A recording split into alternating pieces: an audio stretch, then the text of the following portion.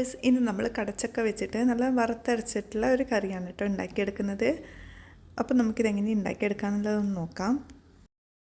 ഈ ഒരു കടച്ചക്ക വെച്ചിട്ടാണ് കേട്ടോ കറി ഉണ്ടാക്കിയെടുക്കുന്നത്. അപ്പോൾ ഇതിൻ്റെ തൊലിയൊക്കെ ഒന്ന് കളഞ്ഞിട്ട് കട്ട് ചെയ്തിട്ട് ഈ ഒരു പാകത്തിലാക്കി എടുക്കുന്നുണ്ട്. നന്നായിട്ട് കഴുകി വൃത്തിയാക്കിയതിന് ശേഷം നമ്മളിതൊരു കുക്കറിലേക്കാണ് കേട്ടോ ഇട്ട് കൊടുക്കുന്നത്. അപ്പോൾ ഇതിൻ്റെ കൂടെ തന്നെ ചെറിയൊരു പീസ് സവാള അരിഞ്ഞതും ഒരു തക്കാളിയും കൂടെ ഇട്ട് കൊടുക്കുന്നുണ്ട്. നല്ല എരിവുള്ള 2 പച്ചമുളക് കൂടെ കീറിയിട്ട് കൊടുക്കുന്നുണ്ട്. ഇനി ഇതിലേക്ക് ആവശ്യത്തിനുള്ള ഉപ്പ് കൂടെ ചേർത്ത് കൊടുക്കുന്നുണ്ട്. 1/4 ടീസ്പൂൺ അളവിൽ മഞ്ഞൾപ്പൊടി കൂടി ഇട്ട് കൊടുക്കുന്നുണ്ട്. 1/2 ടീസ്പൂൺ അളവിൽ മുളക് പൊടി, 1/2 ടീസ്പൂൺ അളവിൽ വറുത്തെടുത്തിട്ടുള്ള മല്ലിപ്പൊടിയാണ് ചേർത്ത് കൊടുക്കുന്നത്. ഇനി ഇതിലേക്ക് ഒരു തണ്ട് കറിവേപ്പിലയും കൂടി ഇട്ട് കൊടുക്കുന്നുണ്ട്. ഇതൊന്നും മുങ്ങി നിൽക്കുന്ന പാകത്തിന് വെള്ളം കൂടി ഒഴിച്ചിട്ട് 3 വിസിലിന് ഇതൊന്ന് വേവിച്ചെടുക്കുകയാണ് കേട്ടോ ചെയ്യുന്നത്. ഇതൊന്ന് വെന്ത് വരുന്നൊരു സമയത്തേക്ക് നമുക്കിതിലേക്കുള്ള തേങ്ങ ഒന്ന് റെഡിയാക്കി എടുക്കണം. അപ്പോൾ അതിന് വേണ്ടിയിട്ട് ഒരു ഇരുമ്പ് ചീനച്ചട്ടിയാണ് കേട്ടോ എടുത്തിട്ടുള്ളത്. അതിലേക്ക് ഇത്തിരി വെളിച്ചെണ്ണ ഒന്ന് ചേർത്ത് കൊടുക്കുന്നുണ്ട്. ഇനി അതിലേക്ക് തേങ്ങയും ജീരകവും അതുപോലെ തന്നെ ഒരു തണ്ട് കറിവേപ്പിലയും കൂടി ഇട്ടിട്ട് ഇത് നന്നായിട്ടൊന്ന് വറുത്തെടുക്കുകയാണ് കേട്ടോ ചെയ്യുന്നത്. അപ്പോൾ മീഡിയം ടു ലോ ഫ്ലെയിമിൽ വെച്ചിട്ട് വേണം നമ്മളിതൊന്ന് വറുത്തെടുക്കാൻ വേണ്ടിയിട്ട്.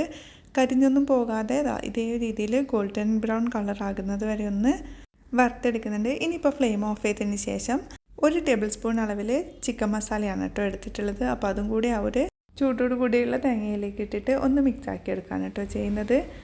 ഇനിയിപ്പോൾ തേങ്ങയുടെ ചൂടൊക്കെ ഒന്ന് മാറി വരുന്ന സമയം നമുക്കിതൊരു മിക്സിയുടെ ജാറിലേക്ക് ഇട്ട് കൊടുത്തിട്ട് ഇത്തിരി ഒന്ന് വെള്ളം ഒഴിച്ചിട്ട് നല്ല ഫൈനായിട്ട് അരച്ചെടുക്കുകയാണ് ചെയ്യുന്നത്.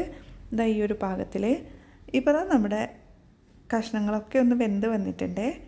ഇനി നമ്മളിത് ചട്ടിയിലേക്കാണ് കേട്ടോ മാറ്റി കൊടുക്കുന്നത്. കഷ്ണങ്ങളൊക്കെ ചട്ടിയിലേക്ക് ഇട്ട് കൊടുക്കുന്നുണ്ട്. ആ ഒരു സമയം ഇതിലേക്ക് വെള്ളത്തിൻ്റെ അളവ് ഇത്തിരി കുറവാണ് കേട്ടോ. അതുകൊണ്ട് തന്നെ ഞാൻ നല്ല തിളച്ചിട്ടുള്ള വെള്ളം ആ ഒരു കുക്കറിൽ ഒഴിച്ചിട്ട് ഒന്ന് ഇതിലേക്ക് ഒഴിച്ചു കൊടുക്കുകയാണ് ചെയ്യുന്നത്. ഇതൊന്ന് ചൂടായിട്ട് വരുന്ന സമയം നമ്മളിതിലേക്ക് നേരത്തെ മാറ്റി വെച്ചിട്ടുള്ള അരപ്പ് കൂടി ഒന്ന് ഒഴിച്ചു കൊടുക്കുന്നുണ്ട്. ഇനി ആ ജാറിലേക്ക് ഇത്തിരി ചൂടുള്ള വെള്ളം കൂടി ഒന്ന് ഒഴിച്ചിട്ട് ഈ ഒരു കറിയിലേക്ക് കൂടെ ഒഴിച്ചു കൊടുക്കുന്നുണ്ട്. ഇപ്പോൾ നമ്മുടെ കറിയുടെ ഗ്രേവി ഈ ഒരു പാകത്തിലാണ് കേട്ടോ ആക്കിയെടുത്തിട്ടുള്ളത്.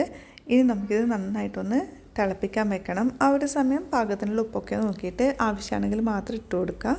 ഇനി നമുക്കിത് നന്നായിട്ടൊന്ന് തിളക്കാൻ വേണ്ടിയിട്ട് വെയിറ്റ് ചെയ്യാം. ഇപ്പോൾ കറിയൊക്കെ നന്നായിട്ട് തിളച്ച് വന്നിട്ടുണ്ട് കേട്ടോ. തേങ്ങയൊക്കെ വറുത്തരച്ചത് കൊണ്ട് തന്നെ നല്ലൊരു മണമാണ് കേട്ടോ നമ്മുടെ ഈ ഒരു കറിക്ക്. കറിയൊക്കെ നന്നായിട്ട് തിളച്ച് കുറുകി വന്നിട്ടുണ്ട് കേട്ടോ. നമുക്കിനി ഈ ഒരു സമയം ഫ്ലെയിം ഓഫ് ചെയ്തിടാം. അപ്പോൾ അതിന് മുമ്പായിട്ട് നമ്മൾ 1/2 ടീസ്പൂൺ അളവിൽ കുരുമുളക് പൊടിയൊന്ന് ചേർത്ത് കൊടുക്കുന്നുണ്ട്. ഇനി നമുക്കിതിൻ്റെ ഫ്ലെയിം ഓഫ് ചെയ്തിട്ട് ഇതിലേക്ക് വറവ് ചെയ്യാനായിട്ട് ഞാനിവിടെ ഉള്ളിയും വെളിച്ചെണ്ണയാണ് കേട്ടോ എടുത്തിട്ടുള്ളത്.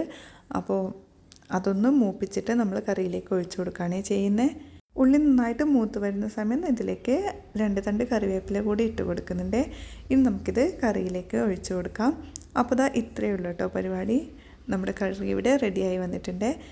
നല്ലൊരു ടേസ്റ്റ് തന്നെയാണ് കേട്ടോ ഈ ഒരു രീതിയിൽ കറി ഉണ്ടാക്കിയെടുക്കുമ്പോൾ. അപ്പോൾ ഇത്രയേ ഉള്ളൂ, നമ്മുടെ കറി ഇവിടെ റെഡി ആയിട്ടുണ്ട്. അപ്പോൾ എല്ലാവർക്കും ഇന്നത്തെ ഈ ഒരു വീഡിയോ ഇഷ്ടമായെന്ന് കരുതുന്നു. അപ്പോൾ നല്ലൊരു വീഡിയോ ആയിട്ട് വീണ്ടും കാണാം. Thank you.